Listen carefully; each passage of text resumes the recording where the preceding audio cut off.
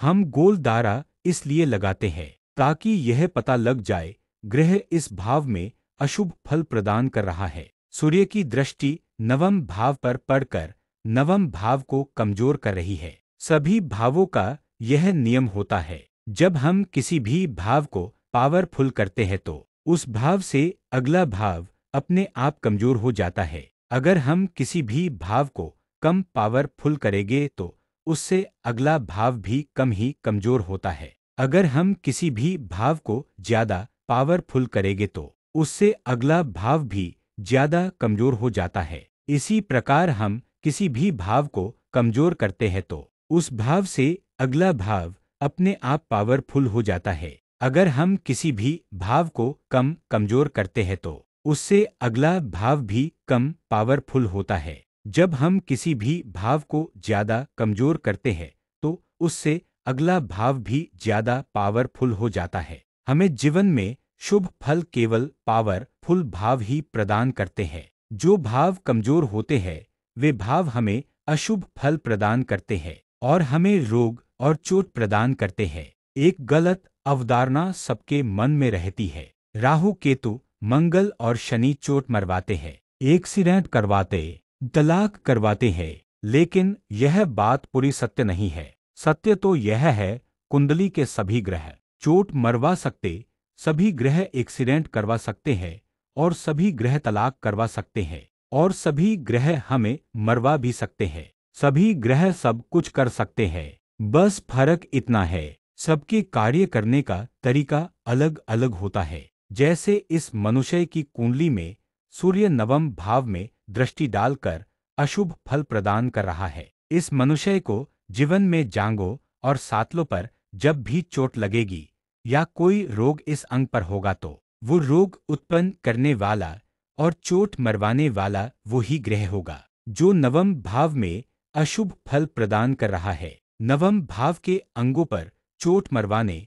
और रोग पैदा करवाने का जिम्मेदार अन्य ग्रह नहीं होंगे। अगर हमें इस कुंडली में नवम भाव के शुभ फल चाहिए है तो हमें नवम भाव को पावरफुल करना होगा। अगर हम सूर्य ग्रह को कमजोर करेंगे तो सूर्य नवम भाव पर से अपना प्रभाव खत्म कर देगा। नवम भाव पर से सूर्य का प्रभाव खत्म होते ही नवम भाव इतना पावरफुल हो जाएगा जितना सूर्य ने नवम भाव को कमजोर कर रखा था। सूर्य के कारण हमें जो नवम भाव के अशुभ फल मिल रहे थे वे अशुभ फल अब मिलने बंद हो जाएंगे। सूर्य के कमजोर करने से नवम भाव तो पहले की अपेक्षा ज्यादा पावरफुल हो जाएगा, लेकिन सूर्य जो तीसरे भाव को पावरफुल कर रहा था वह तीसरा भाव सूर्य के कमजोर होने के कारण पहले की अपेक्षा अब कम पावरफुल रह जाएगा। साथ ही हम जब सूर्य को कमजोर करेंगे तो हमारे जीवन में सूर्य के कारक तत्वों की कमी हो जाएगी। अगर मान लो हम सोचे सूर्य भी पावरफुल बना रहे और नवम भाव भी पावरफुल हो जाए तो हमें सूर्य की दृष्टि के खराब प्रभाव को झेलने के लिए हमें उस नक्षत्र को पावरफुल करना होगा जिस नक्षत्र पर सूर्य की दृष्टि पड़ रही है। सूर्य की दृष्टि धनिष्ठा नक्षत्र पर पड़ रही है। हम धनिष्ठा नक्षत्र को सदा पावरफुल बनाए रखकर नवम भाव के शुभ फल प्राप्त कर सकते हैं। हमें ऐसा प्रयत्न सदा करते रहना पड़ेगा जिससे धनिष्ठा नक्षत्र सदा पावरफुल बना रहे, क्योंकि सूर्य हमेशा प्रयत्न करता रहेगा धनिष्ठा नक्षत्र को कमजोर करने का। धनिष्ठा नक्षत्र के 2 चरण मकर राशि में और 2 चरण कुंभ राशि में है। जब हम कोई भी नक्षत्र पावरफुल करते हैं तो उससे उस नक्षत्र के चारों चरण एक साथ पावरफुल होते हैं और साथ में उस नक्षत्र का स्वामी ग्रह भी साथ में पावरफुल हो जाता है। जब हम सूर्य की दृष्टि के प्रभाव को खत्म करने के लिए धनिष्ठा नक्षत्र को पावरफुल करेंगे तो 50% नवम भाव पावरफुल होगा और 50% दसम भाव पावरफुल होगा, क्योंकि धनिष्ठा नक्षत्र आधा नवम भाव में और आधा दसम भाव में है। धनिष्ठा नक्षत्र के पावरफुल करते ही मंगल ग्रह भी पावरफुल हो जाएगा, क्योंकि धनिष्ठा नक्षत्र का स्वामी मंगल ग्रह है। मंगल दूसरे भाव में जैसे फल प्रदान कर रहा है और अपनी दृष्टि से जैसे फल प्रदान कर रहा है उन फलों की मात्रा को ज्यादा करके प्रदान करेगा। अर्थात मंगल पावरफुल होने के बाद जिस भाव के शुभ फल प्रदान कर रहा है उस भाव के ज्यादा शुभ फल प्रदान करने लग जाएगा, और जिस भाव के अशुभ फल प्रदान कर रहा है पावरफुल होने के बाद उस भाव के ज्यादा अशुभ फल प्रदान करने लग जाएगा।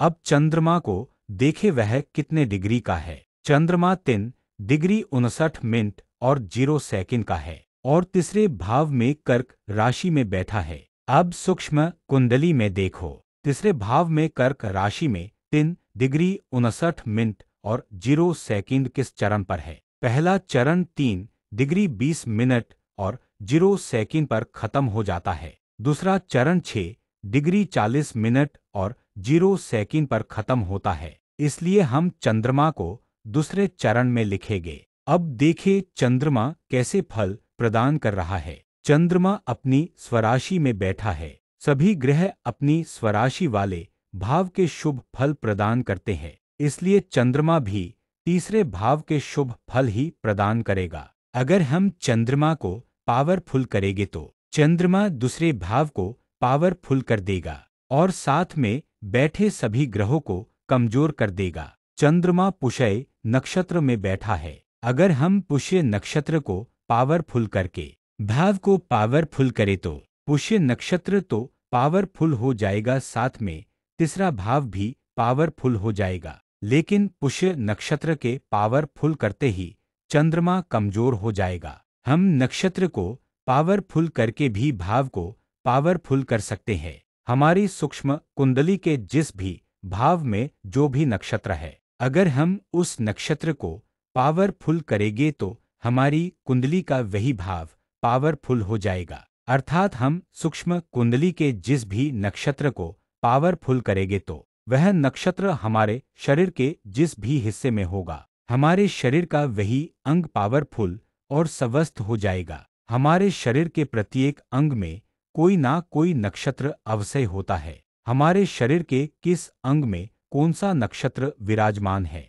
इसका सही पता हम सूक्ष्म कुंडली से लगाते हैं। हमें जीवन में जब भी कोई रोग होता है तो उस समय इन 27 नक्षत्रों में से कुछ नक्षत्र कमजोर हो जाते हैं। जिन मनुष्यों का कोई भी नक्षत्र कमजोर नहीं है वे मनुष्य कभी भी बीमार नहीं होते हैं, वे सारा जीवन स्वस्थ रहते हैं। संसार के प्रत्येक रोग का इलाज इन 27 नक्षत्रों में ही है। आपके प्रत्येक दुख का इलाज भी इन 27 नक्षत्रों में ही है। आपको जीवन में जब भी कोई रोग हो, सबसे पहले यह देखें उस रोग में हमारे शरीर के किस किस अंग का युज हुआ है। जब आपको यह पता लग जाए इस रोग में हमारे शरीर के ये अंग पीड़ित हो रहे हैं, फिर अपनी सूक्ष्म कुंडली निकाले और यह देखे वे अंग किस भाव में आते हैं। जब ये पता लग जाए इस रोग में हमारे ये भाव युज हो रहे हैं, तब उस भाव में देखे कौन कौन से नक्षत्र है।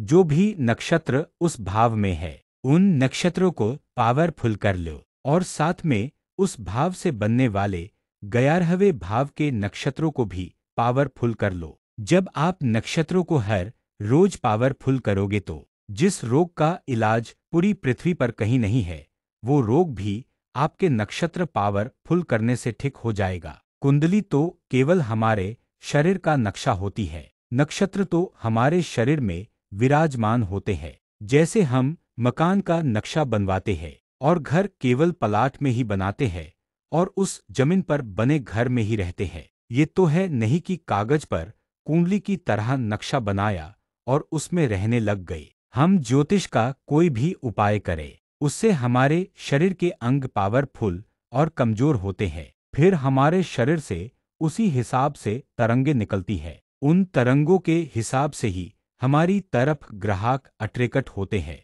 जब कोई ग्रह किसी भाव के अशुभ फल प्रदान करता है तो वह ग्रह हमारे शरीर में रोग पैदा कर देता है और उस भाव वाले अंग पर चोट मरवाने लग जाता है। इस कुंडली के हिसाब से हम चंद्रमा को पावरफुल करके तीसरे भाव को पावरफुल कर सकते हैं। चंद्रमा की दृष्टि नवम भाव पर पड़ रही है। नवम भाव में चंद्रमा की शत्रु राशि है, इसलिए चंद्रमा नवम भाव के अशुभ फल प्रदान करेगा और नवम भाव को कमजोर कर देगा। अगर चंद्रमा को ज्यादा पावरफुल करेंगे तो चंद्रमा नवम भाव के ज्यादा अशुभ फल प्रदान करेगा। अगर नवम भाव में चंद्रमा की मित्र राशि या उच्च राशि या स्वराशि होती तो चंद्रमा की दृष्टि नवम भाव के शुभ फल प्रदान करती और नवम भाव को पावरफुल कर देती। चंद्रमा की जो भी डिग्री है वो ही डिग्री चंद्रमा की दृष्टि की भी है। नवम भाव में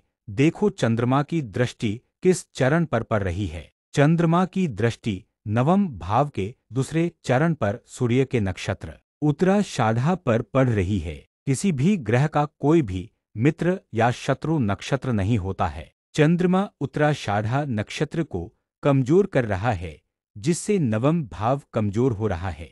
उत्तराषाढ़ा नक्षत्र के कमजोर होने पर नवम भाव भी कमजोर हो रहा है। अगर हम चंद्रमा को पावरफुल करेंगे तो चंद्रमा की दृष्टि भी पावरफुल हो जाएगी और उत्तराषाढ़ा नक्षत्र को और अधिक मात्रा में कमजोर कर देगी, जिससे नवम भाव अधिक मात्रा में कमजोर हो जाएगा। नवम भाव कमजोर होगा तो नवम भाव के अशुभ फल भी ज्यादा मिलेंगे। नवम भाव के अशुभ फल होते हैं जैसे किसी भी कार्य को करने में भाग्य का साथ नहीं मिलना, प्रत्येक कार्य को करने में ज्यादा मेहनत और ज्यादा समय का लगना। नवम भाव पावरफुल होने पर हमारे जीवन में प्रत्येक कार्य सुगमता से हो जाते हैं। अगर हम चंद्रमा को कमजोर करेंगे तो चंद्रमा के साथ ही चंद्रमा की दृष्टि भी कमजोर हो जाएगी, जिससे चंद्रमा नवम भाव पर से अपना नियंत्रण हटा लेगा।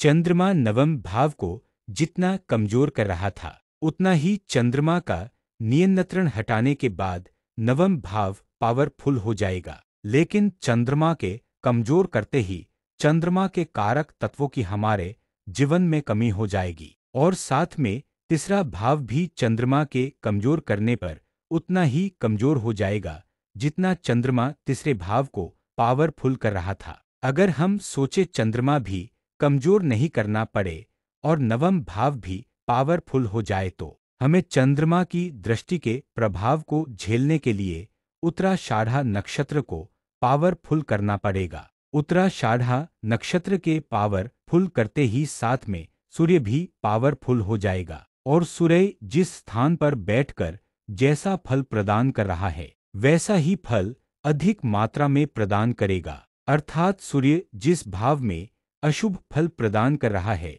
उस भाव के बहुत ज्यादा अशुभ फल प्रदान करने लग जाएगा और जिस भाव के शुभ फल प्रदान कर रहा है उस भाव के बहुत ज्यादा शुभ फल प्रदान करने लग जाएगा। उत्तराषाढ़ा, श्रवण और धनिष्ठा नक्षत्र के पावरफुल करने पर मकर राशि वाला भाव पावरफुल हो जाता है। किसी भी नक्षत्र के देवता के मंत्रों का जाप करने से उस देवता का नक्षत्र पावरफुल हो जाता है। अब बता रहा हूँ हमारे जीवन में अब किस नक्षत्र और किस भाव की दशा चल रही है, यह जानने की विधि। हम इस कुंडली में चंद्रमा को देखते हैं, वह पुष्य नक्षत्र में बैठा है, इसलिए जब यह मनुष्य पैदा हुआ था उस समय इसकी लगन कुंडली का पुष्य नक्षत्र पावरफुल था। जब कोई नक्षत्र पावरफुल होता है तो उस नक्षत्र के साथ में उस नक्षत्र का सवामी ग्रह भी पावरफुल हो जाता है। जब कोई नक्षत्र कमजोर होता है तो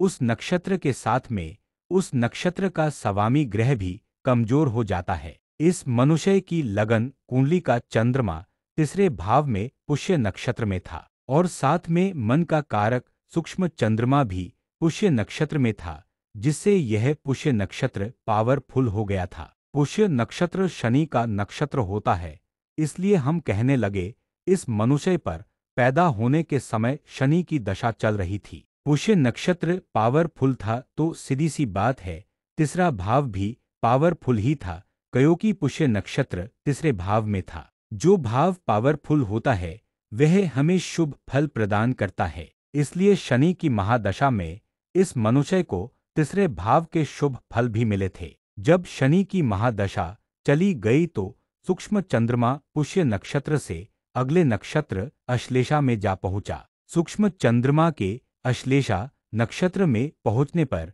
अश्लेषा नक्षत्र पावरफुल हो गया और हम कहने लग गए बुध ग्रह की महादशा चल रही है। इसलिए अश्लेषा नक्षत्र के पावरफुल होने से तीसरा भाव बुध ग्रह की महादशा में भी पावरफुल रहा, जिससे इस मनुष्य को तीसरे भाव के शुभ फल प्राप्त हुए। अश्लेषा नक्षत्र के बाद सूक्ष्म चंद्रमा अगले नक्षत्र मघा में प्रवेश कर गया और मघा नक्षत्र को पावरफुल कर दिया। मघा नक्षत्र के पावरफुल होते ही केतु ग्रह पावरफुल हो गया और हम कहने लग गए केतु की महादशा चल रही है। मघा नक्षत्र के पावरफुल होने से चौथा भाव पावरफुल हो गया। इस मनुष्य को केतु की महादशा में चौथे भाव के शुभ फल मिले। इसके बाद सूक्ष्म चंद्रमा मघा से अगले नक्षत्र पूर्वा फाल्गुनी नक्षत्र में पहुंच गया और पूर्वा फाल्गुनी नक्षत्र को पावरफुल कर दिया। हम कहने लग गए शुक्र की महादशा चल रही है। शुक्र की महादशा में चौथा भाव पावरफुल बना रहा, क्योंकि पूर्वा फाल्गुनी नक्षत्र चौथे भाव में है। पूर्वा फाल्गुनी के बाद सूक्ष्म चंद्रमा अगले नक्षत्र उत्तरा फाल्गुनी में जाएगा और उत्तरा फाल्गुनी नक्षत्र को पावरफुल कर देगा और हम कहेंगे सूर्य की महादशा चल रही है। उत्तरा फाल्गुनी नक्षत्र का एक चरण चौथे भाव में है और अन्य 3 चरण 5वें भाव में है।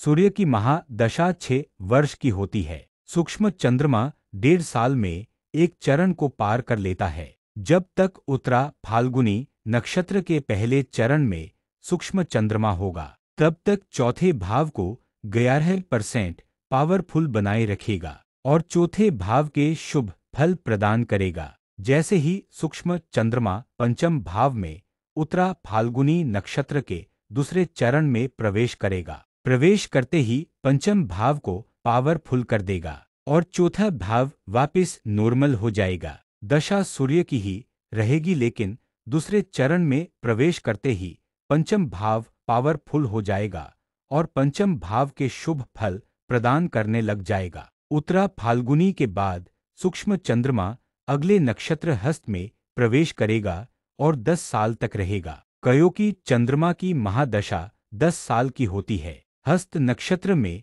प्रवेश करते ही हस्त नक्षत्र पावरफुल हो जाएगा और साथ में पंचम भाव पावरफुल हो जाएगा। हस्त नक्षत्र के पावरफुल होते ही चंद्रमा भी पावरफुल हो जाएगा और हम कहेंगे चंद्रमा की महादशा चल रही है। हस्त नक्षत्र के बाद सूक्ष्म चंद्रमा चित्रा नक्षत्र में प्रवेश करेगा और 7 वर्ष तक चित्रा नक्षत्र में रहेगा। चित्रा नक्षत्र के पहले 2 चरण पंचम भाव में है और अंतिम 2 चरण छठे भाव में है। शुरू के 3.5 वर्ष तक सूक्ष्म चंद्रमा पंचम भाव को पावरफुल करेंगे। जैसे ही सूक्ष्म चंद्रमा तीसरे चरण में प्रवेश करेगा तो पंचम भाव नॉर्मल हो जाएगा और छठा भाव 3.5 साल के लिए पावरफुल हो जाएगा। जब तक सूक्ष्म चंद्रमा चित्रा नक्षत्र में रहेगा, उसको पावरफुल बनाए रखेगा। चित्रा नक्षत्र के पावरफुल होने से मंगल ग्रह भी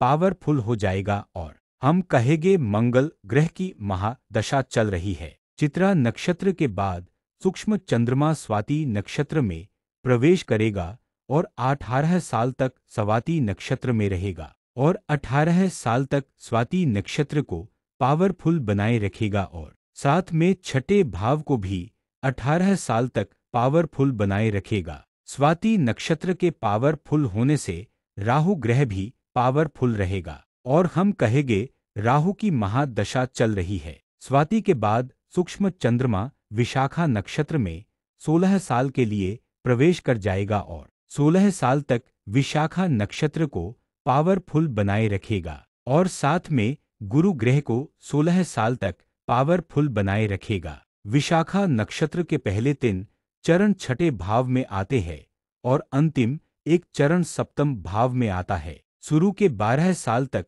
सूक्ष्म चंद्रमा छठे भाव को पावरफुल बनाए रखेगा और छठे भाव के शुभ फल प्रदान करता रहेगा। जैसे ही सूक्ष्म चंद्रमा विशाखा नक्षत्र के अंतिम चरण में प्रवेश करेगा तो सप्तम भाव को पावरफुल कर देगा और छठा भाव वापस नॉर्मल हो जाएगा। विशाखा नक्षत्र में प्रवेश करने के बाद हम कहेंगे गुरु की महादशा चल रही है। विशाखा नक्षत्र के बाद सूक्ष्म चंद्रमा अनुराधा नक्षत्र में प्रवेश करेगा। 19 साल के लिए अनुराधा नक्षत्र में रहेगा। सूक्ष्म चंद्रमा को चलते हुए अब तक 120 वर्ष बीत चुके होंगे।